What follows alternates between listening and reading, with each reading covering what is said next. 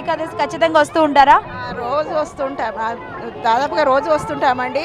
ఈ రోజు 5 గంటలకే వచ్చాము, ఇప్పుడు దర్శనం అయింది. చాలా మహిమ గల దేవుడు, చాలా సంవత్సరాల నుంచి వస్తూ ఉంటాం.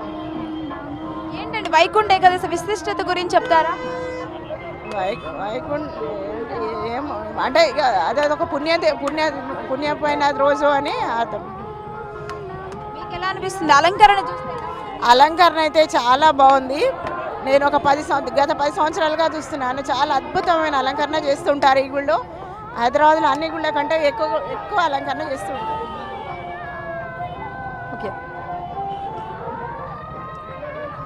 ఖచ్చితంగా వైకుంఠ ఏకాదశి రోజు మాత్రం అంటే ఏ రోజు దర్శనం చేసుకున్నా చేసుకోకపోయినా వైకుంఠ ఏకాదశి ఎప్పుడు వస్తుందా, ఎప్పుడు దర్శనం చేసుకోవాలా అని ఎదురు చూసే వాళ్ళు కూడా ఉంటారు. ఇక్కడ రోడ్ నెంబర్ 12లో ఉన్న ఆలయం అంటే మనం ఒకసారి చూడొచ్చు ఎంత చక్కగా ఆలయం మొత్తం కూడా పువ్వులతో స్వామివారికి అలంకరణ ఇష్టమని చెప్తారు. శ్రీవారికి ఆ అలంకరణలో పువ్వులతో, అది కూడా ధనుర్మాసంలో మనం చూస్తూ ఉంటాం. ఎక్కడైనా శ్రీవారికి శతకోటి పుష్ప పూజ కూడా జరుగుతూ ఉంటుంది.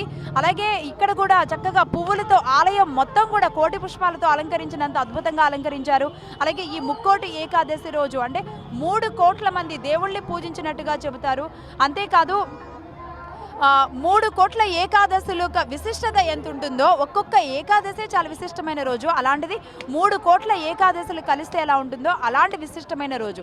ఏదేమైనా పురాణ గాథల ప్రకారం ఈ వైకుంఠ ఏకాదశికి, ముక్కోటి ఏకాదశికి, మోక్ష ఏకాదశికి ఎంతో విశిష్టత ఉంది. పెద్దవాళ్ళు కూడా, నడవలేని వాళ్ళు కూడా ఈరోజు స్వామివారి దర్శనం చేసుకోవడానికి వస్తూ ఉంటారు.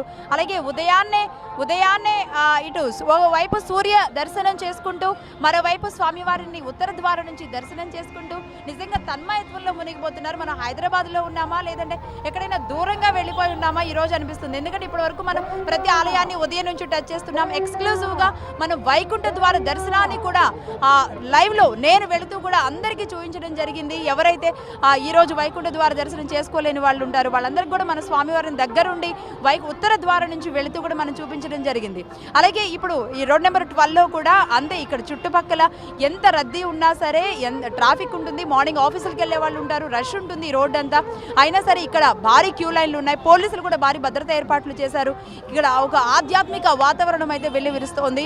ఇలాగే ప్రతి ఆలయంలోనూ, హైదరాబాద్లో ఉన్న ప్రతి ఆలయంలో కూడా ఇలాగే ఉన్నాయి, ఏర్పాట్లు కూడా అలాగే ఉన్నాయి. భక్తులు కూడా భారీగా వస్తున్నారు. బట్ కొన్ని చిన్న ఇబ్బందులు ఉంటాయి రష్ ఎక్కువ ఉన్న పరిస్థితుల్లో. అయినా సరే స్వామివారిని ఖచ్చితంగా ఈరోజు ఉత్తర ద్వారం నుంచి దర్శనం చేసుకోవాలి అనే కుతూహలంతో, ఇష్టంతో అందరూ కూడా కష్టమైనా సరే వస్తున్నారు. Vote studio.